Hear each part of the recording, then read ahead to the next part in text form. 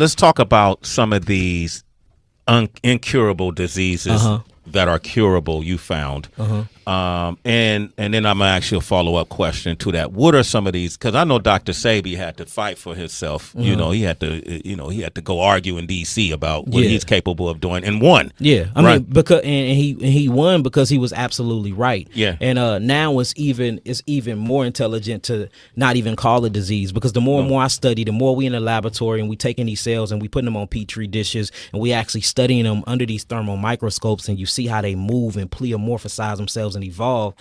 Disease is not a disease at all. Now, if we're talking about disease as I'm sitting in this chair and I got to lean towards my mic and I feel a little discomfort in my neck, I would call that a disease. But sitting here calling herpes a disease, diabetes a disease, technically we cannot call them diseases. The body was miraculously made, as y'all hear me say all the time, and the Creator created our body with a self-healing mechanism called a sewage system, which is called the lymphatic system. So anytime you start experiencing any of these discomfort, we will run to the doctor, because the doctor have taught us that these are symptomologies of diseases. But what happened if that's a lie? These are actually symptomologies of detoxification. And like, you can just take people through simple cold and flu-like symptoms to discover this. Like, for instance, if you cough, when you cough, they will give you a cough suppressant, right? Yeah. To suppress the cough deep within the bronchial tubes. But if you cough and you feel the physiology or the functionality of a cough, it's actually breaking up coagulated mucus within inside the respiratory system. So a cough is helping you expectorate and get rid of mucus. What about a sneeze? If you sneeze, chew. If you put your hand in front of your mouth, you will actually feel the expectorants or particles come from your mouth and hand. So a sneeze and a cough, these are not symptomologies of flus. These are symptomologies of detoxification. What about skin diseases, skin disorders? If your kidneys is not working properly, the skin is known to be the biggest organ on the body. Not only that, it's the biggest eliminative organ on the body too. So if your skin, or you wake up with acne, pimples, psoriasis, and things like this is your skin working to defecate, because on a cellular level, you're not defecating properly, or your kidneys cannot break these things down through the lymphatic system, and you can't urinate it out through urea. So you can't give me no disease where I can't give you a different perspective on how to actually look at it. What's happening is these doctors in the allopathic community and these big old royal families that go back into the ancient Phoenician times, they have figured out a way to take over the world. And one of the ways to take over the world is through the allopathic community, because it makes billions and trillions of dollars a year. So if I can convince the population that God, natural ability and rights that he gave us of the body is to heal itself, if I can convince you that these are not symptoms of healing, but this is symptoms of your body being an enemy of itself, then you're going to do anything to eradicate that enemy. And that's the reason why the moment that you get diagnosed with cancer, which is one of the biggest hoax in the world. Talk about that. Cancer is amazing detoxification symptoms. When you look at cancer, they talk about mutagens, or they talk about how cells coagulate themselves together, and then it's a process called cellular mitosis or cellular meiosis. And all this means is the dividing of a cell. In order for a cell to replicate itself, it have to divide itself. Each cell have a cell cycle of 70 divisions. So a cell will actually divide itself 70 times and replicate itself before it dies and make a new cell through something called deoxyribonucleic acid. It takes a photographic picture of itself called ribonucleic acid, or what they call RNA, and then after that, it gives birth through a ribosome. So the body is made of 150 trillion cells when it comes to black people, or so-called black people, because black is the color of a crown. So if you look at Caucasians, their body is about 37 to 50 trillion cells. So we have a lot of more cells than them. But when you look at these cells and you put a cell under a microscope, these cells have something called organelles, just like your body have something called organs. So an organ would be a liver, an organ would be your intestines, an organ would be a heart, an organ would be a respiratory system in your lungs. Your cells have the same exact organs, but they called organelle.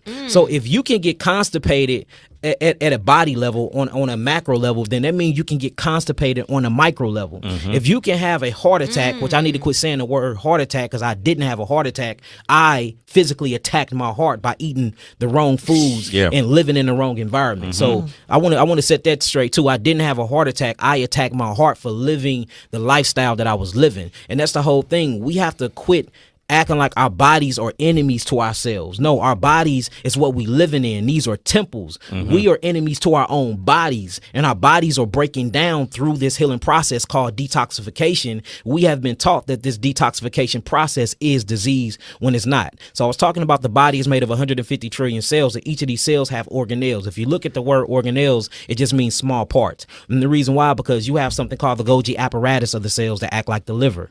You see that? Act just like the liver, or act as a birth canal, because that's what give birth to actually new cells. You have something called the vesicle in the cell that acts like a bladder. So inside your cell, you have something that holds fluid like a bladder, like your actual bladder holds your urine. Inside the cell, you have something called the cytoplasma of the cell, which acts as the skin of the cell. It actually acts as the skin. Your skin and your hair reaches out to the environment and scans the environment, and based off the information that's given back to your skin, because your hair is an extension of your nervous system, it'll show you how to interact with your environment, whether you take flight, or you run away from your environment, or you engage in your environment. The actual cell plasma membrane of your cells do the same thing. You even have a digestive system in your cell, and it's called lysosomes. And what lysosomes do is it break down all of the metabolic waste that your cells eat, because your cells have to eat. So you have the blood system. The blood is what feeds the cells of the body, all its phytonutrients. It feeds it oxygen. In exchange, oxygen for carbon dioxide, your macronutrients, your proteins, or what I'm going to call amino acid structures, right? So that's what the blood do. It feeds the cells of the body. Then you have the nervous system that communicates and commands the cells of the body. It tells the cells what to do with inside the molecular structure. Then last but not least, you have this big old sewage system that's called the lymphatic system. And that picks up all the toxemia or metabolic waste from the cells, and then it takes it through something called a lymph node. Inside these lymph nodes, you have macrophages, or what they call the immune system, which I do not believe in an immune system. I believe that's a made up word to keep us away from the big word, the lymphatic system. See that? Because if they don't, knowledge is power. If they can throw other words in there, and then you start Googling and searching, and if you don't know the real word, the same way they did with our history, they did with our nationality, they do with everything else, you will be chasing your tail like this endless cycle, and you would never get to the true facts and knowledge that'll keep you from being oppressed by people that actually benefit from you being oppressed. Welcome back to Breakdown Friday. Joseph Ward, Professor Carl, Tone Jones, Patrick Urban.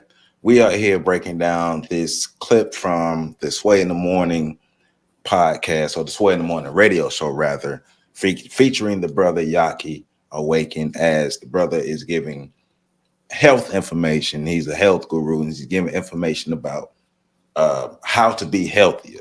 Because one thing we know, that Black America ain't healthy.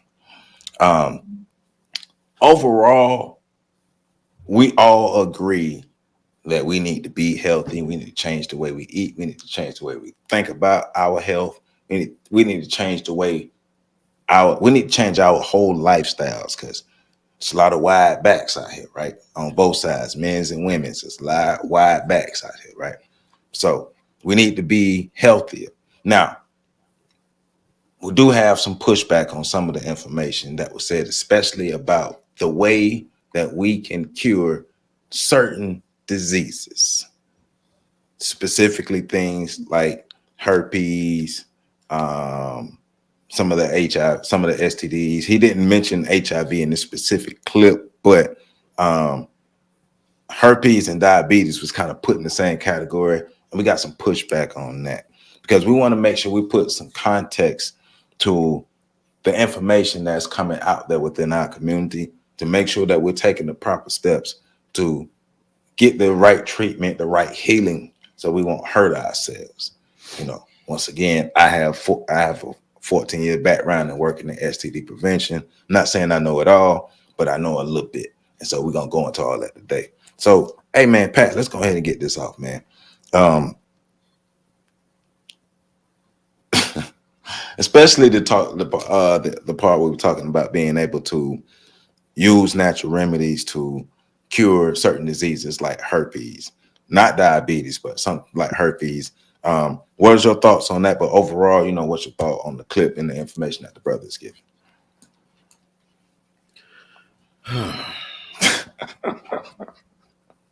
There you go, showing that from the beginning.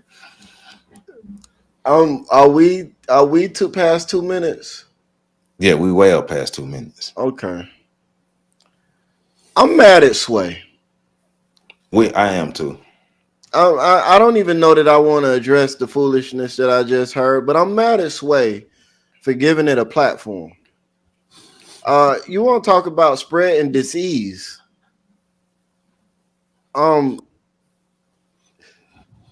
Okay. So, Joe, I know you know this because you called me and said this to me as you prepped me for this. This brother basically just gave biology 101 and fucked up a good bit of the facts.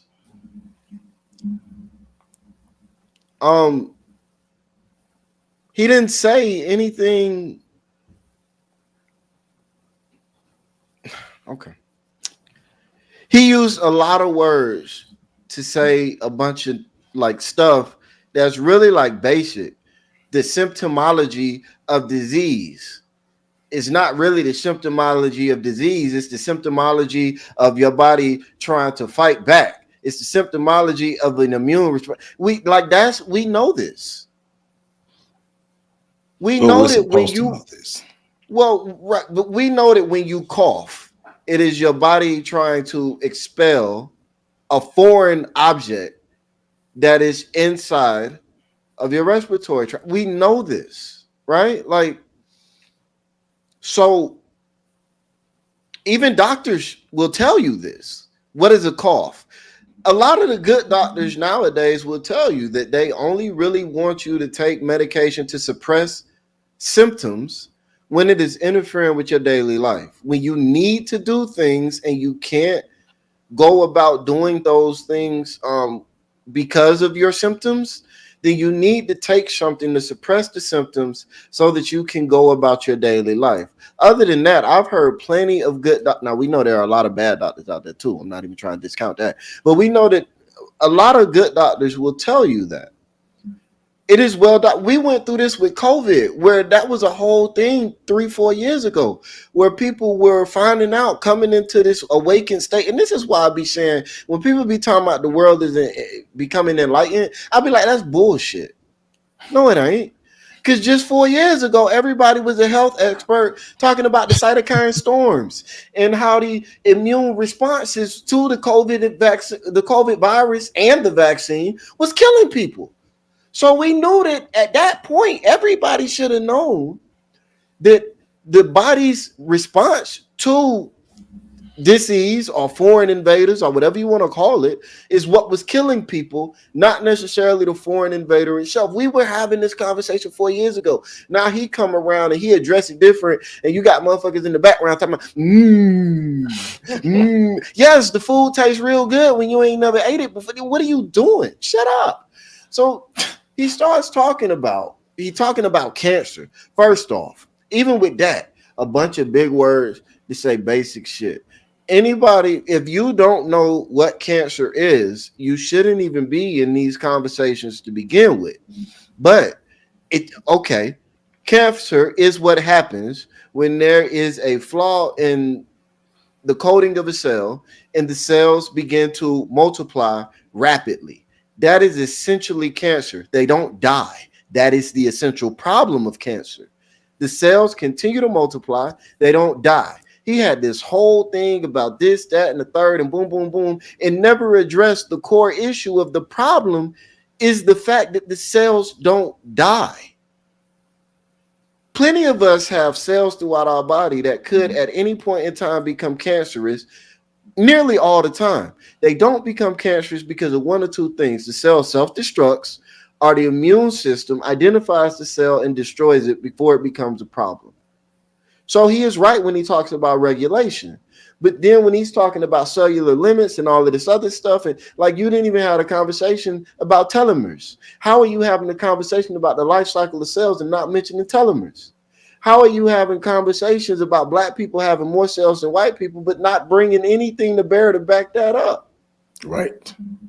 How, like, what are you talking about? And then, like, because cancer can be caused by a bunch of different things. It's not all the same. It's not all the same. It's not. They don't even all function. Yeah, it's different types of cancers, different causes of the different types of cancers, and all of these things. So look, when people start spouting this health shit, it bothers me because are now, because you're compromising people's lives, right? Like I'm not gonna sit here and say Western medicine is the greatest medicine in the world, because we know that people were healing themselves long before Western medicine showed up. That's fine. But here's the thing. When you're gonna spew your bullshit, at least make sure your bullshit makes sense. If the Western model is wrong, give us a model that's right, that explains the things that we're seeing better than the Western model does. I don't want to hear you tell me that herpes is the cause of a mucus showing up in the wrong place, as some people that follow Dr. Sebi have said. But then, if that's true, then how do you explain getting herpes from making contact with somebody that has an open herpes sore? Right. If it's all about mucus, explain the contagion part of it, because that part is explained in Western medicine. We can agree with it, disagree with it, that's fine, but it's not explained in your theory at all. So many things about the way illnesses move and spread are not explained in a lot of these theories. This guy,